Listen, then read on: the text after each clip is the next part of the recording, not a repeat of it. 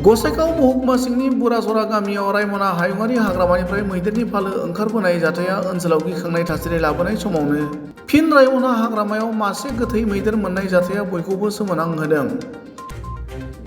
जाथायनि सायाव मिथिनो हानाय बादिब्ला रायमना हायुङारि हाग्रामानि कसुगाव डिभिजननि सानपान रेन्जनि सिङाव थानाय 4 नं आरएनपि राइट लाइननि गुदु हाग्रामायाव मासे गोथै मैदेर मोनो। थैनाय मैदेरखौ आनजाद खालामना मिथिनो मोननाय बादिब्ला सिखाव फलानफोरा गावथारनानै मैदेरनि थायनै हाथाइखौ हाख'नानै लाङो। गुबुन फारसेथिं हायुङारि हाग्रामायाव बेबायदि जाथाय जानायखौ ओनसोलनि रायजोफोरा सोमोनांनायजों लोगोसे हायुङारि हाग्रामानि जिब जुनारखौ रैखाथि होनायनि सायाव मोनसे गिदिर सोंलु बेरखांनायखौ नुनो मोन्दों।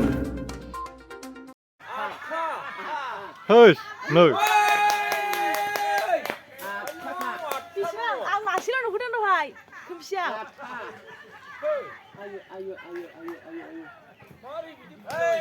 चन्द्रपुरनि थाङा बिसोर हैनोलाय आरो बेनो थालिरल' देरदो।